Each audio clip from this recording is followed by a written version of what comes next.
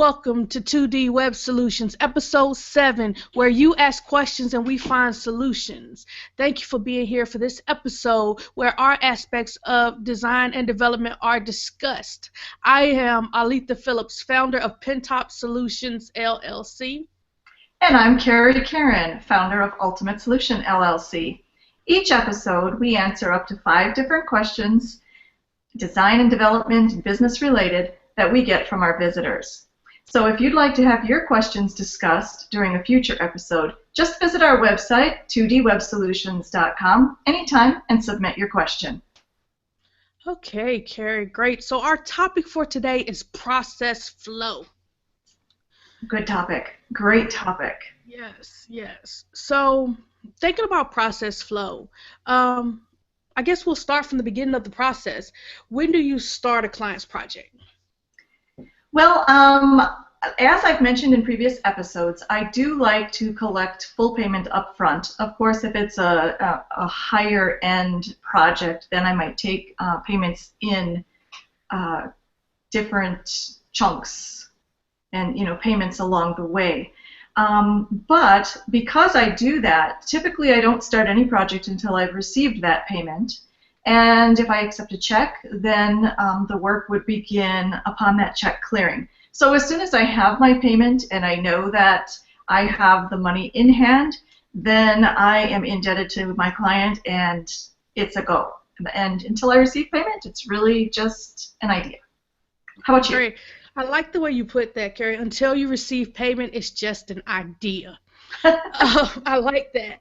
For me, it's a little bit different. Yes, I base it based on when I receive that initial payment, whether it's a project that requires payment up front or it's a project that is only half up front. Because depending on the project size, I require a different amount up front.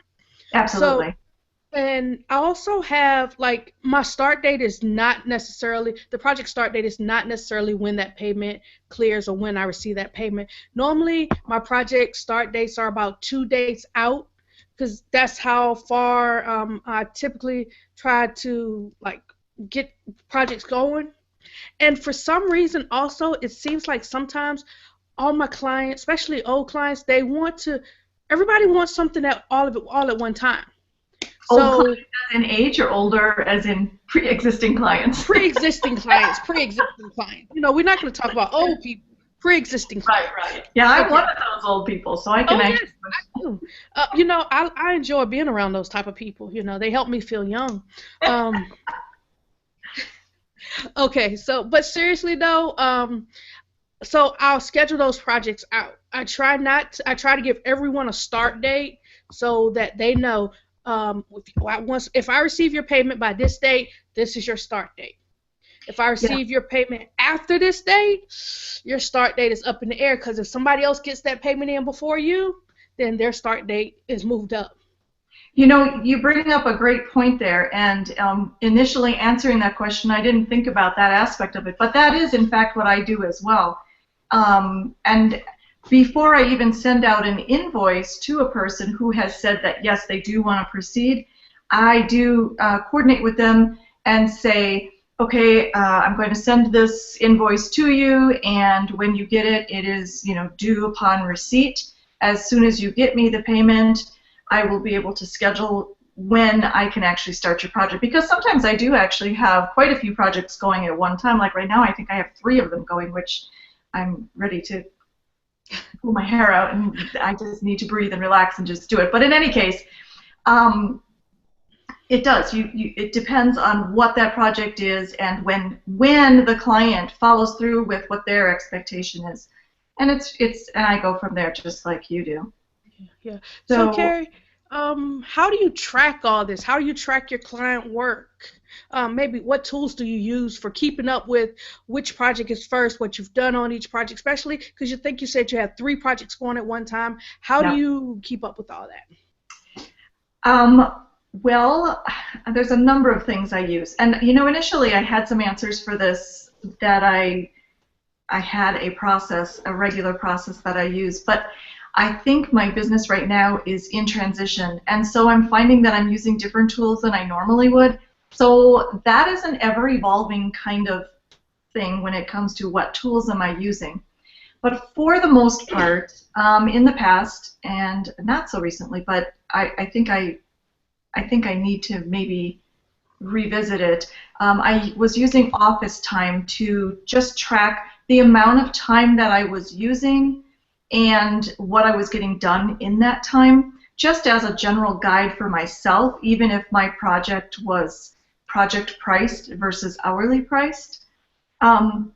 So the office time would track the client information and the work I got completed. And then more recently, I've opened up a support ticket system through Zendesk. And I really, really like the way that has been going.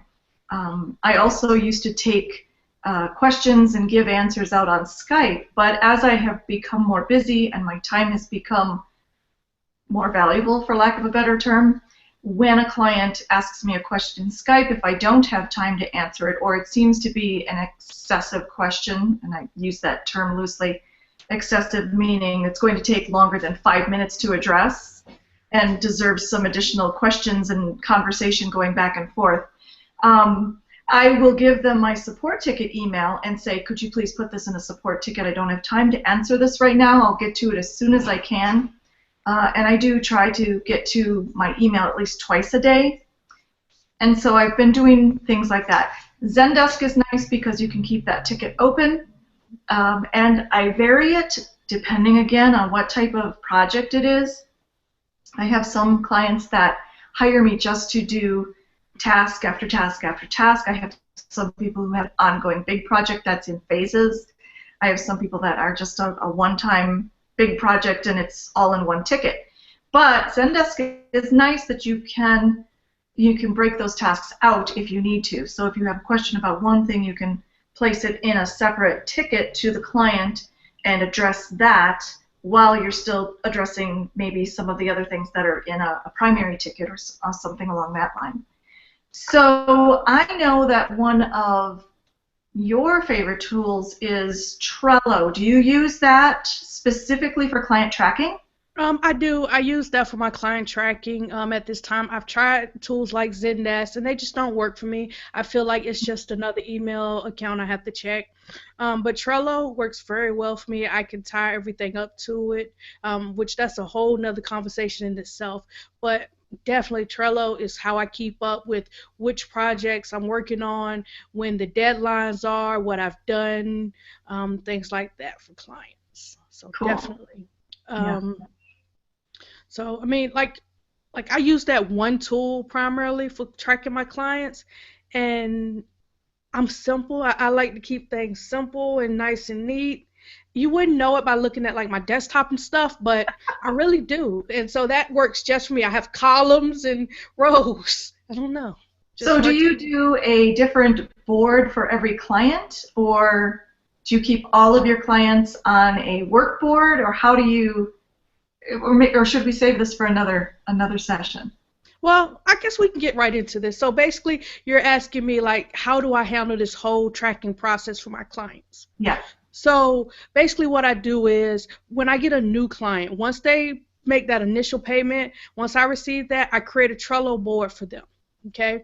And inside that Trello board, I include a copy of their invoice, the resources that they provide me, the task to be completed.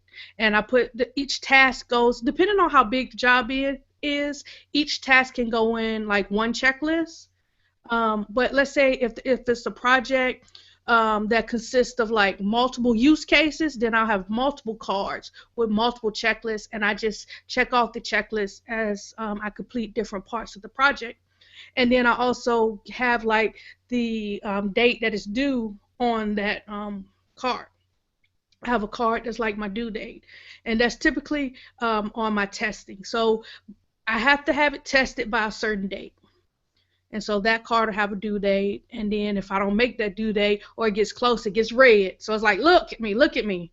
And so that just works. I just move everything along to where it goes.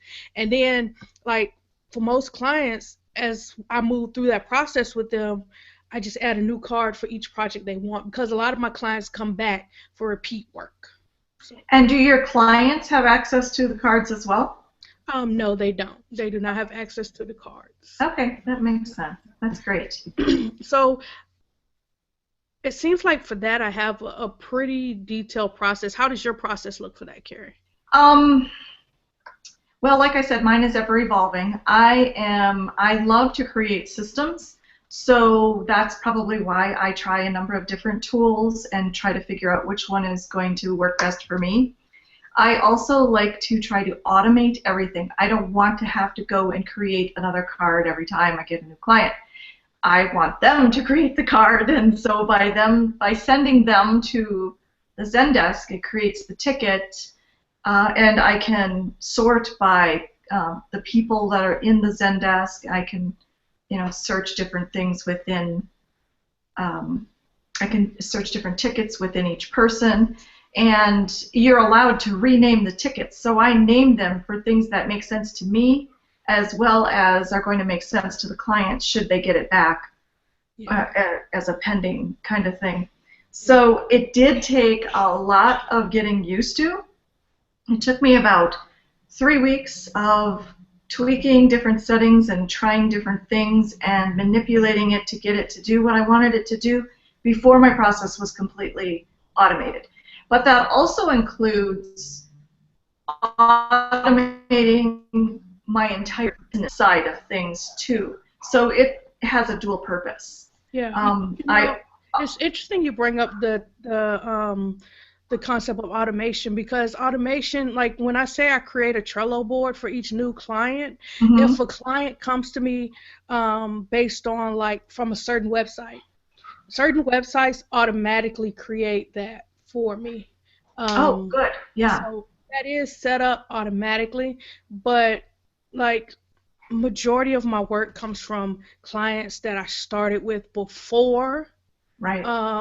I started using Trello, so those clients automatically have a board already. So, like I said, a lot of my work is repeat work because my customers keep coming back.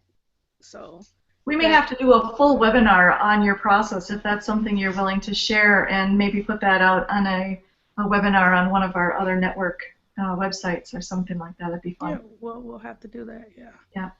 All right. So, what's your communication process with the client through all of this? For my communication process with my clients, I make it clear from the beginning that unless something's wrong, they'll receive communication from me, like an email from me every Friday, giving them an update, a status update on the project. I think that's important. First of all, I think it's important for them to understand when I'm going to communicate with them, how I'm going to communicate with them, and I try to put something in that update to them that they have to respond back to me so that I know that they actually saw my update. And so once I do that, that email gets added as a comment to their to the current Trello card for that project. So, and I just forward that email to that Trello card.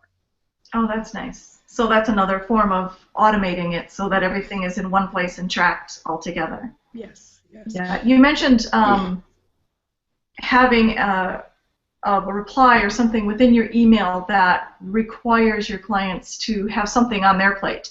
And that, I think, is a fabulous and fantastic way to keep that communication going. And I actually tell my clients when we first start, I'm like, whenever I communicate with you, I'm going to tell you what I've done, and I'm going to ask you if you have any questions, and I'm going to give you something to do.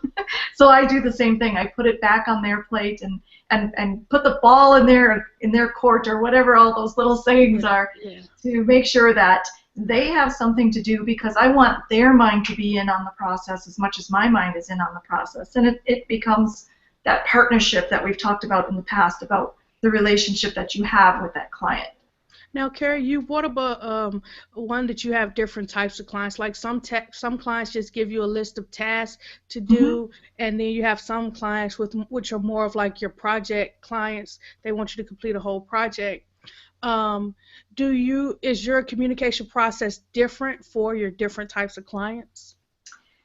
No, it's my communication with them is typically through a Zendesk ticket. If they don't have a Zendesk ticket, then I will send them one created. I can create a ticket for myself, and and say it's requested from them because they're people within my Zendesk app or whatever you want to call it. And so I don't have a specific day of the week that I respond, but my clients kind of all know that if we have a project that is ongoing, that's working, or there are outstanding tasks, that they will hear from me at least once a week. And I typically follow up immediately upon completing whatever work that I've done, because then it's very easy for me to write out what I did, and it's all part of that process. I used to, and this is one of the reasons I moved away from using Office Time, I used to copy the email and then paste it into the Office Time, but again, that's not automated, and it was taking up too much time, and it just got to be too much. I'm like, that is wasting my time, and I could be doing more productive things. I could be helping another client. I could be recording another video, anything but copying and pasting things from email to another place. So I noticed, Kerry, that you said that, like, you talked about your ongoing task, or clients that have ongoing tasks. If it's a project that's not ongoing, what actually, how do you know, and how does your client know that the project is completed? Oh, that's a good point. Anytime I have completed a task or resolved a ticket, in the case of Zendesk, when you close a ticket or as you're closing it, you mark it as resolved. And so I have all of like a email sequence that goes out. If I ask them a question, I can mark it pending, and it goes out to them pending, and it gives them so many days to reply. If they don't reply, it sends them another one and says, hey, did you get this? You know, that sort of thing. Okay. So I've automated a lot of that, but I've lost track of what the actual question was. I think basically my question is, like, how do you know what constitutes project completion? How do you know when a project is complete? Yes, when the entire project is completed, I specifically say so. And I say, I'm considering this complete. If you agree, you do not need to reply. And if you don't, then reply and give me where you think that it's not complete. And then I mark it as solved. And if they do reply back, it opens it back up automatically. So I specifically say it, plus it sends them another email that says this ticket is resolved. So it's basically in writing, this is done. Okay. How do you do yours? Well, normally what I do is I'll send an email. It's basically just an update email that says the project has been completed, and this is what has this is from them within the specified amount of time. Have a certain amount of time, depending on the type of project and the type of client. It can be anywhere from 3 days up to 30 days, depending on the type of project. Because sometimes they just need a little bit longer to truly test that it works the way they expect it to work. And so after I've tested and out, then it goes into their court. And then after that, once I get, like I asked for a little response in the email, once I get that response back from them, then I send them out my little wonderful survey where they get to give me like feedback on the process, what I did, what they liked about it, what I can improve, why they chose me for this project, why they chose this project now. Similar to the questions I asked in the beginning, but I asked them again at the end. I like that. I don't have that exact process, but I definitely can see some things within there that I could use to improve what I'm doing.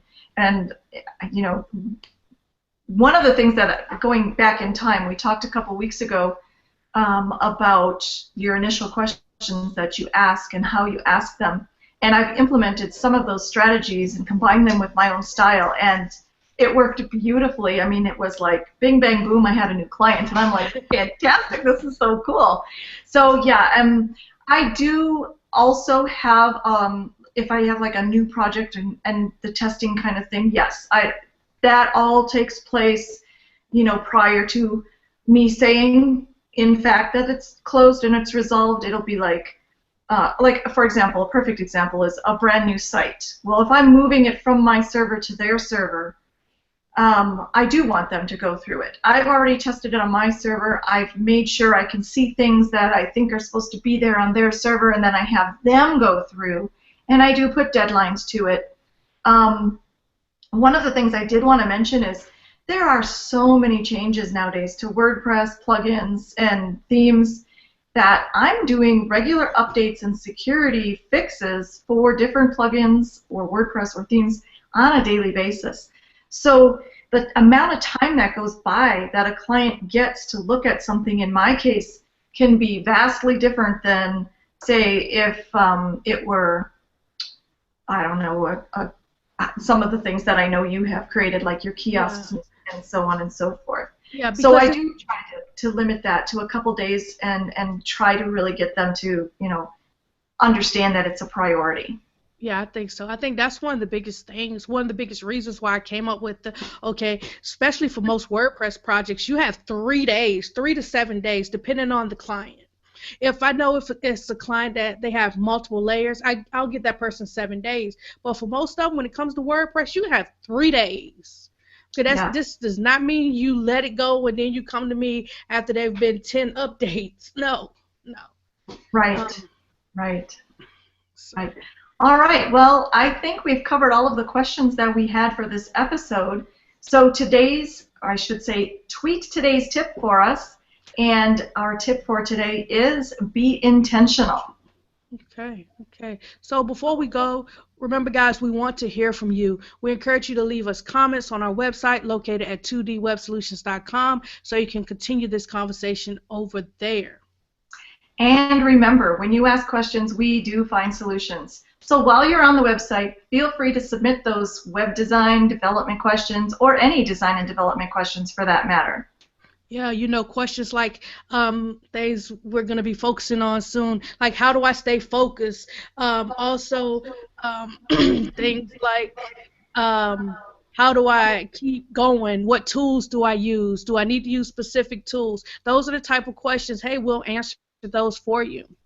And if you're really ready to take action towards building yourself a successful design and development business, be sure to subscribe to our YouTube channel or our podcast, which are currently available through iTunes, Android, Google Music, RSS, email, and Stitcher. Wow, we're getting all the way out there. And don't forget to check out our app. We have a wonderful app that you can put on your phone and your handheld devices and ask your questions right from there. Yes. So until then, we'll see you next 2D Aspects of Design and Development episode. So long. Bye, guys.